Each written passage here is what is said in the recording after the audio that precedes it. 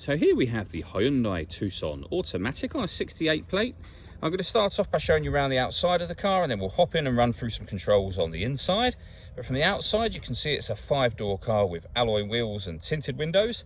Let's start off inside the boot and then work our way around the rest of the car from there.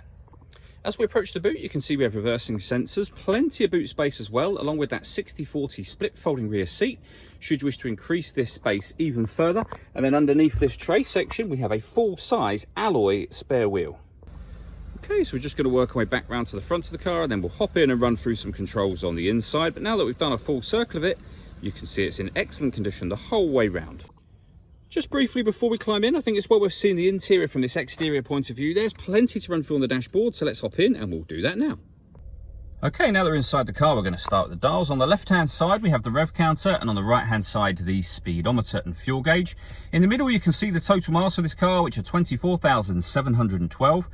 We have a digital readout for the speedometer above that. You can change that information using controls on the steering wheel for various bits of trip computer info.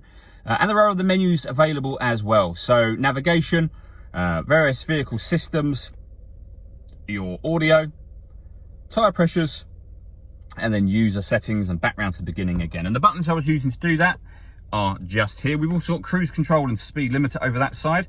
On the left-hand side, we have stereo controls in the middle, phone controls as well, including voice activation for your phone. You won't be able to use the phone controls until such time as you pair your phone up, of course. And that is done over on the touchscreen in the center just here. If we go back to the main menu, you'll see the phone icon. Tap that and then follow instructions on screen from there. If you want to listen to music, you have the radio, of course, but you can listen to your own music.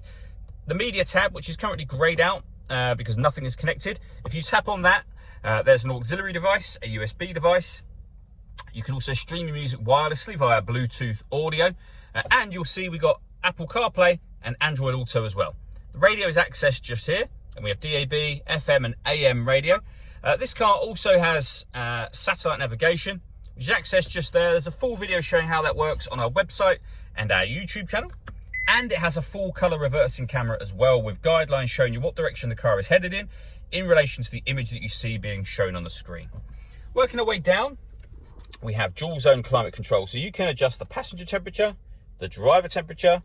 You can increase and decrease the fan speed. You can determine where you'd like the air to be diverted once it enters the car. The air conditioning is on at the moment, so off, back on again.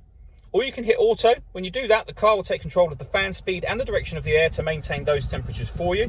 And you can hear it doing that. To override it, just readjust the fans and put it back on whatever setting you want it on here. We've also got heated driver and passenger seats, both with 3 different heat settings on each. Underneath that, 2 12-volt charging sockets, as well as the auxiliary and USB inputs that I mentioned a moment ago. We have the gear lever for the fully automatic gearbox. And then these buttons just here. This one turns the parking sensors on and off. These two I'll show you up on the screen just here. So the first one, you'll see that green symbol that's come onto the right. That's just turned on downhill brake control and off again. And the other one will put the steering into sport, which you can see over on the left there in orange, or back into normal. All that leaves me to say is thank you for taking the time to watch this video. If you'd like to come and see the car in person and have a test drive, please feel free to call any of our MJA sites. We'd love to hear from you soon.